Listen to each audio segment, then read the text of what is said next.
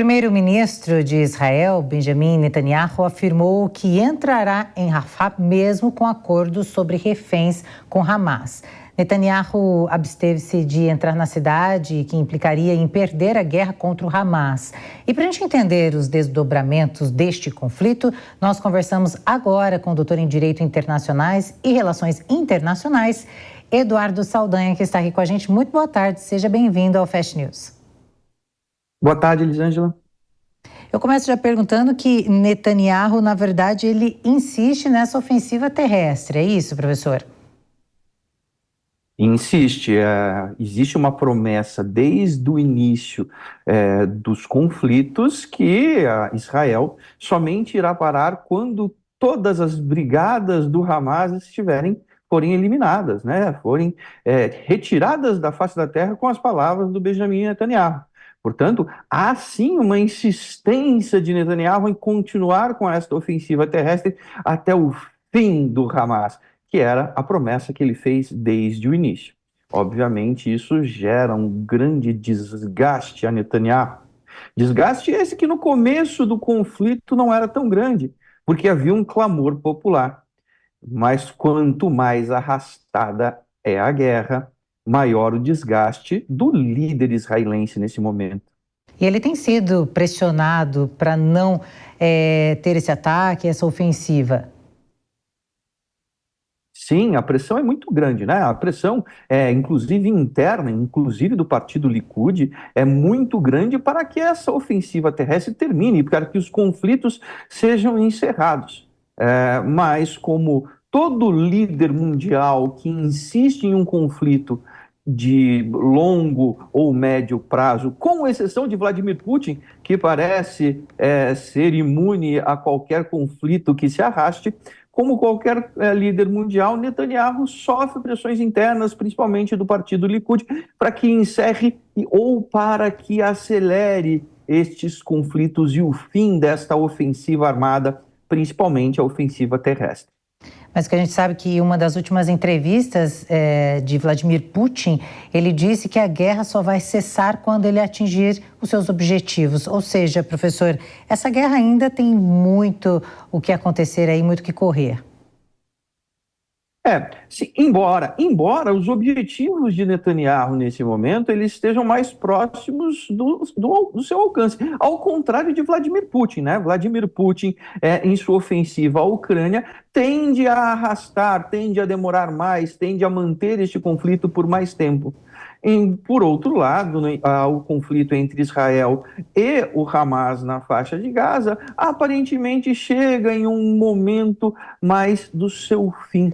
Por quê? Porque as operações do Hamas, todas as brigadas, elas já estão muito debilitadas, principalmente com ataques terrestres e também com ataques aéreos. É exatamente por esse motivo que o foco tem sido um pouco mudado para o Hezbollah, a atuação do Líbano e a Síria. O enfraquecimento do Hamas, o aumento da incursão terrestre, deve ser um pouco mais rápido do que os conflitos que nós estamos acostumados, nos quais estão envolvidos a Rússia. Era justamente essa a minha pergunta, acabei perguntando muito rápido para o professor, que com certeza Netanyahu está muito mais perto de conseguir aquilo que ele quer, e fazendo ali um paralelo com o Putin, Putin só vai parar quando ele realmente atingir seus objetivos, e a guerra vai completar no próximo sábado, se eu não estiver enganada, aí 2 anos. Quais os próximos passos agora, professor, que o senhor tem analisado nesse cenário aí de Israel, na faixa de Gaza, milhares aí de deslocados? Os próximos passos, o que deve acontecer? Exatamente, Elisângela, você tocou no ponto central.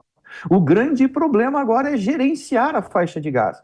Com a proximidade do fim do conflito, com a proximidade de quase total esfacelamento do Hamas, é a administração da faixa de Gaza, seja pelo Fatah, seja por outro partido, mas principalmente os deslocados. Estes deslocados, aqueles que pediram refúgio, que fugiram deste conflito. Bomba esta, entre aspas, que deverá estourar nas mãos do Egito, aquele que está mais próximo. É exatamente por esse motivo que as políticas de refugiados, as políticas de acolhimento dos deslocados deverão ser coordenadas entre Israel e os países que fazem fronteira com a faixa de Gaza. Portanto, esse é o grande problema do momento: a administração de um território absolutamente devastado, com muitas crianças, com muitas mulheres, sem condições estruturais mínimas, que deverá haver uma reconstrução. Portanto, a reconstrução da faixa de Gaza, o auxílio humanitário, a administração dos deslocados e os refugiados passam a ser a grande preocupação do pós-conflito. E a gente chega nesse momento, né, pensando neste pós, como que vai ser de tantos refugiados, até mesmo faço de novo o paralelo com a questão da Rússia e Ucrânia. A Polônia recebeu muitos refugiados, Israel e a faixa de Gaza. E nesta questão, a ONU, na visão do professor, como que ela tem trabalhado? Tem trabalhado de uma forma legítima, correta, dando apoio a toda essa situação? Na sua avaliação, professor, como tem sido o desempenho da ONU? Vamos trazer um pouco de memória, um pouco de perspectiva para essa análise, Elisângela. Lembramos que lá no início dos conflitos, muitos dos países, logicamente, aqueles que querem ficar bem na foto, aqueles que querem aparentar aquela virtude, foram em ajuda, oferecendo alimentos, auxílio emergencial, que era necessário naquele momento. A construção de corredores humanitários. Embora a grande negociação deva ser feita entre Israel e unilateralmente com os países. Portanto, o papel da ONU restringiu-se a negociar corredores humanitários, negociar ajudas emergenciais. Mas, na verdade, nos bastidores diplomáticos, as grandes negociações não foram aquelas conduzidas pela ONU. ONU esta, que foi bastante omissa ao declarar o Hamas ou não como um grupo terrorista. ONU esta que ficou bastante em cima do muro. ONU esta que fez o seu papel.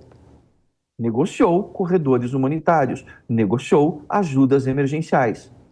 Entretanto, a grande questão do conflito, que é o problema dos refugiados e da reconstrução de Gaza, isso é uma negociação unilateral, sem a participação da ONU, entre os países envolvidos, como, por exemplo, Israel, Egito, Estados Unidos, que influenciou muito e tentou muito mediar estas negociações.